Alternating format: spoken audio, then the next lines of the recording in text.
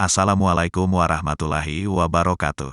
Guys, alhamdulillah, kembali lagi di rubrik Mimbar Shoot bersama saya Robin KW 100 dari Gotham City. Wali Kota minta jangan terjebak diksi kelaparan di kasus Kalideres. Wali Kota Jakarta Barat Yani Wahyu Purwoko meminta publik tidak terjebak pada isu kelaparan terkait kasus satu keluarga tewas dalam satu rumah di Kalideres. Terkait dengan adanya statement seperti itu tentu perlu kami luruskan ya. Kita ini jangan sampai terjebak oleh diksi tentang kelaparan ya, ucap Yani kepada wartawan di TKP, Jakarta, Sabtu, tanggal 12 November. Memang hasil pemeriksaan oleh dokter itu dokter itu di laboratorium autopsi itu kan memeriksa dalam rangka untuk mengetahui dengan jelas dengan terang apa yang menjadi sebabnya, sambungnya. Setelah meninjau kondisi rumah korban tersebut, menurut Yani, rumah itu jauh dari kata kurang mampu. Sehingga, kata dia, tidak bisa disimpulkan kalau keluarga itu tidak memiliki bahan pangan. Tapi bukan berarti yang bersangkutan tidak memiliki pangan, karena kan sebelahnya juga jualan dan rumahnya juga kita lihat seperti ini ya, kata Yani. Di sisi lain, Yani juga mengaku saat ini pihaknya masih menunggu proses penyelidikan oleh pihak kepolisian. Diketahui, berdasarkan hasil pemeriksaan sementara polisi di rumah keempat jasad ditemukan, tidak ditemukan makanan di sana. Selain itu, hasil autopsi dari dokter forensik juga menunjukkan bahwa lambung keempat jasad tersebut kosong alias tidak ditemukan sisa makanan di dalamnya. 4 orang ditemukan tewas di dalam rumah di perumahan Citra Garden 1 Extension, Kalideres, Jakarta Barat, Kamis, tanggal 10 November. Keempat jasad itu yakni seorang bapak berinisial RG, 71 tahun, anak berinisial DF, 42 tahun, ibu berinisial RM, 66 tahun, dan paman berinisial BG, 68 tahun. Keluarga sebut kecil kemungkinan korban Kalideres tewas kelaparan. Keluarga korban tewas di Kalideres, Jakarta Barat, Riz Astuti, 64 tahun, meragukan dugaan yang menyebut sanak saudaranya itu meninggal dunia lantaran kelaparan. Kecil sih kalau menurut saya ya, ini rada aneh juga sih, saya juga bingung. Misalnya kalau dia lapar, enggak ada makanan atau kurang buat makan, kan dia bisa menghubungi kita, kata Riz Astuti kepada wartawan, Sabtu, tanggal 12 November. Selain itu, ia juga menyampaikan bahwa kondisi ekonomi korban dalam kondisi yang cukup. Ia sedang-sedang saja, enggak ada keluhan dan sebagainya. Iya, istilahnya standarlah umum, kata dia. Lebih lanjut ia menuturkan, mendiang adiknya, RM, berjualan kue, sementara sang suami itu bekerja kantoran. Kerjanya dulu jual kue, tapi yang bapaknya di kantoran, kerja kantoran, tapi dulu, belakangan kita nggak tahu ya karena lepas kontak, tegas Riz. Ia mengatakan telah 5 tahun putus kontak dengan keluarga korban, dan terakhir kali bertemu ketika korban masih tinggal di Gunung Sahari. Hal senada juga disampaikan oleh adik ipar mendiang RM, Handoyo, 64 tahun, yang heran jika korban tewas kelaparan, karena korban dapat menghubungi sanak saudaranya. Ia mengaku kaget mendengar kabar kematian dari adik iparnya itu. Kita justru kaget ya kalau memang dia tidak mampu, kenapa dia tidak menghubungi saudara atau mungkin minta tolong tetangga tapi tidak ada sama sekali. Sehingga kita juga kaget baru tahu kalau sampai begitu parahnya, kata Handoyo, di Kapolres Kalideres, Sabtu, tanggal 12 November. RM, 66 tahun, adalah salah satu dari 4 orang yang ditemukan tewas di dalam rumah di perumahan Citra Garden 1 Extension, Kalideres, Jakarta Barat, Kamis, tanggal 10 November. Selain RM, korban tewas adalah suaminya, RG, 71 tahun, anak berinisial DF, 42 tahun, dan paman berinisial BG, 68 tahun. Setelah itu, keempat jasad itu dilarikan ke RS Polri Kramat Jati untuk diautopsi dan hasil autopsi menunjukkan tidak ada bekas luka penganiayaan pada 4 jasad tersebut. Polisi sejauh ini menduga keempatnya meninggal dunia lantaran tidak mendapat asupan makanan dan minuman dalam waktu yang lama. Polisi juga mengatakan keempat korban diduga telah meninggal dunia lebih dari 1 minggu ketika ditemukan. Saudara sekalian, sebetulnya sudah beberapa hari saya tergelitik untuk ikutan nimbrung soal satu keluarga 4 orang yang meninggal tewas di Kalideres, Jakarta Barat ya. gempar beritanya. Memang bagaimana mungkin ada orang satu keluarga meninggal yang belakangan diketahui hasil forensik oleh polisi di rumah sakit Polri, diketahui bahwa mereka meninggal tidak bersamaan waktunya. Tapi yang membuat berita ini jadi heboh, pertama peristiwanya 4 orang sekaligus dalam satu keluarga. Yang pertama, yang kedua, pengurus RT-nya dan juga polisi menemukan bahwa mereka mati karena kelaparan. Kelaparan dalam arti bahwa tidak mendapat asupan makanan maupun minuman dalam jangka waktu yang sangat panjang, diperkirakan sekitar 3 pekan, luar biasa ya. Dan itu polisi kedokteran menemukan bahwa saking tidak ada asupannya, bahkan sampai otot-otot mereka tuh mengecil ya, mengering. Di sini mulai bergulir dengan sangat liar, saya kutip ya. Bagaimana mungkin orang bisa kelaparan, tetangganya ngapain aja dan seterusnya dan sebagainya. Dan ada dibanding jarak ke istana cuma beberapa kilometer saja, di Jakarta pula, bukan di daerah, bukan di pedalaman sana gitu ya, orang mati kelaparan. Nah, itu sebetulnya lumayan menggelitik sekali, dan saya ingin ikutan sebetulnya ya. Tapi kemudian akal sehat saya mengatakan bahwa masa sih kelaparan gitu ya, apalagi kalau kita lihat televisi tayangannya itu kan rumahnya juga tidak jelek ya. Rumahnya tidak jelek, pagarnya juga lumayan tinggi, dan menurut fakta di lapangan menunjukkan bahwa keluarga ini keluarga keturunan Tionghoa ya, keturunan etnis Cina, yang tinggal juga di sebuah komplek yang tidak bisa disebut jelek, komplek perumahan lumayan bagus ya, kanan kiri juga rumahnya bagus-bagus, dan itu beberapa kecurigaan yang kejanggalan lah menurut saya merasa janggal, masa iya mas ya. Tapi ketika Kompas menurunkan berita dengan judul yang yang kemudian membuat banyak orang marah, baru saya pikir ini ada apa sebetulnya, kenapa begini gitu ya. Langsung saja Kompas TV, ini edisi online-nya, menulis membantu tetangga yang kelaparan lebih utama daripada berhaji. Sayangnya banyak yang tidak peka. Di sini persoalan. Nah, ini kan kemudian orang mengulik apa yang terjadi. Betulkah mereka mati karena kelaparan? Walaupun polisi menemukan di rumahnya tidak ada istilahnya nih ya. Saya nggak tahu fakta sebetulnya, tapi saking tidak adanya dituliskan oleh berita bahwa tidak ada sebutir pun beras, tidak ada setitik pun air lah gitu ya. Saking tidak adanya gitu ya. Kalau orang kelaparan karena rumahnya bagus gitu. Kok rumahnya bagus dan tetangga-tangganya kemana, dan itu 3 pekan loh. Apalagi polisi menemukan mereka mati tidak bersamaan waktunya. Jadi ada jeda, ada seling. Nah, logika akal sehat kita kan akan berkata bahwa kalau kelaparan, dia tinggal kanan kiri tetangga rapat, namanya perumahan kan, cuma beda tembok aja.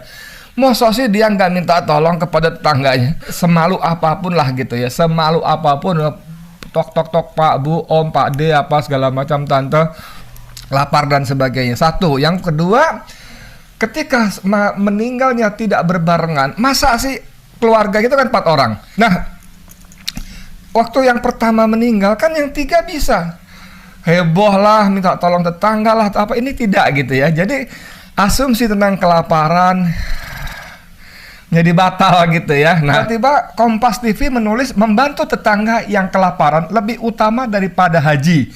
Sayangnya banyak yang tidak peka. Nah, ini yang tidak peka itu Kompas.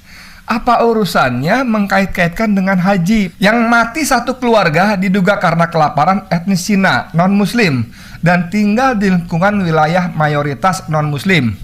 Lalu tiba-tiba Kompas menyalahkan ajaran Islam karena mementingkan ibadah haji ketimbang menolong orang kelaparan. Ternyata Islamofobia itu bernama Kompas. Nah, mau nggak mau dong, saya sebagai seorang jurnalis, katakanlah ini kesalahan dari reporternya, katakanlah yang kemudian terbukti netizen mengulik siapa nama reporternya, tinggal di Jogja, namanya nama Islam ya, Ahmad Rofi'i, nama Islam, tapi orang jadi heran, ini Anda bernama Islam, nama Kadrun malah disebutnya, kok benci banget nama Kadrun gitu ya. Nah, katakanlah ini anak baru, belum ngerti, dia bikin berita seperti itu, kan ada redakturnya. Dalam mekanisme kerja jurnalistik di sebuah media itu kan berjenjang. Reporter turun ke lapangan, reportase, wawancara, temuan lapangan segala macam. Lalu dia pulang bikin berita. Sebelum berita itu naik ke medianya, entah online, entah televisi, entah cetak, itu kan diperiksa, diedit oleh redaktur, oleh editor. Ya kan? Nah bagaimana mungkin seorang editor meloloskan dengan judul seperti ini? Atau jangan-jangan dia sendiri yang bikin judul seperti itu? Kan itu biasa juga, reporter bikin judul apa, editornya atau redakturnya bikin apa. Tapi whatever itu semua, ini sebuah media, lembaga, institusi yang mohon dengan segala hormat dan mohon maaf, ini memang sudah diidentifikasi atau mengidentifikasi diri sebagai media yang cenderung relatif Islamophobia, judul-judulnya, berita-beritanya, framingnya. Ada tahu framing kan ya? Jadi kalau di media itu ada nama framing, ada agenda setting dan sebagainya. Kapan-kapan kita ngobrol soal itu insya Allah ya. Bagaimana media atau orang atau kelompok tertentu memframing, membingkai. Frame itu kan bingkai, membingkai seseorang atau peristiwa sesuai bingkai yang mereka kehendakinya dan sebagainya. Nah, kembali ke soal Kompas, bagaimana mungkin nih? Makanya ada Coach Adi menulis di harian, dia gini, @harian Kompas, apakah Anda penganut anti-Islam? Tanda tanya 3. Ini sekadar bertanya, jijik melihatnya. Silahkan klasifikasi. Jika memang Anda dan tim Anda di Kompas tidak anti-Islam, maksudnya klarifikasi bukan klasifikasi ya.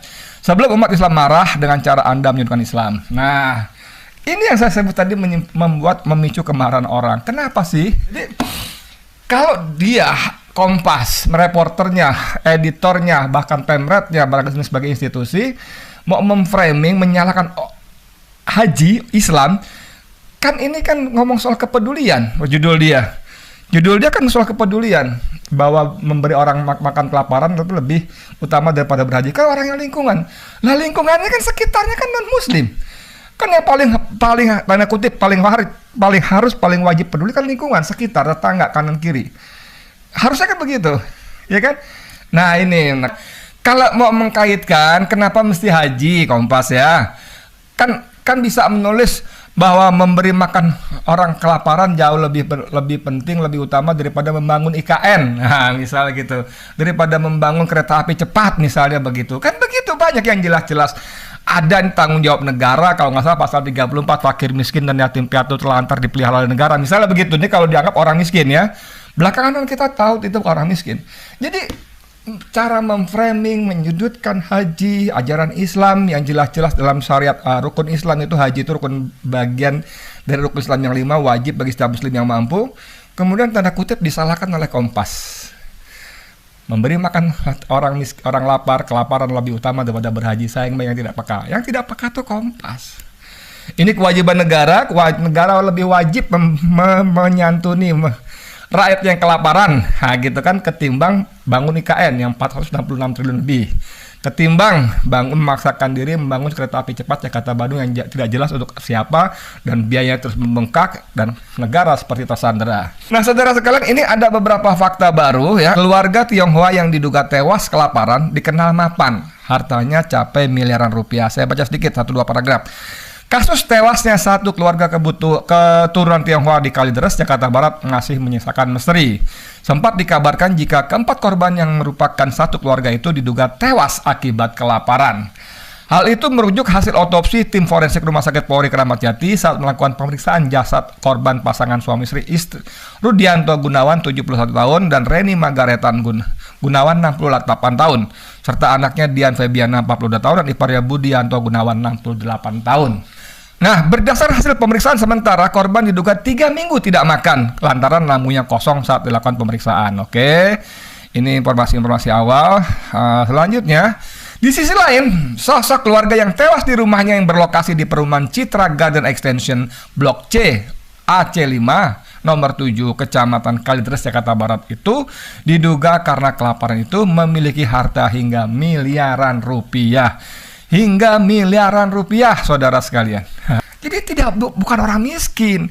Jadi bukan karena kelaparan. Karena apa? Nanti itu tugas polisi untuk menginvestigasi lebih lanjut, menyelidiki lebih lanjut. Ada lagi fakta baru, kematian satu keluarga di Kalideres diduga kelaparan tapi sempat beli mobil baru. Sempat beli mobil baru. Ini kata ketua RT-nya 3 bulan yang lalu mereka beli mobil baru. Lalu ada Tribun Medan ya. Tak masuk akal satu keluarga tewas disebut karena kelaparan tapi punya aset 3,8 miliar rupiah. Jadi kembali ke pokok persoalan tadi, please deh Kompas ya, kita sebagai sama insan jurnalis, please lebih peka ya. Sungguh-sungguh judul itu walaupun kemudian kalian ganti judulnya ya, tetap tayang tapi ganti judul, itu sungguh-sungguh judul pertama itu memancing kemarahan umat Islam yang di negara ini mayoritas, jangan lupa gitu loh. Netizen mulai mengulik si pemilik akun Twitter wartawan Kompas yang berita itu menggembok, mengunci akunnya sehingga tidak bisa diakses. Nah, ini soal seperti ini sungguh-sungguh sensitif ya.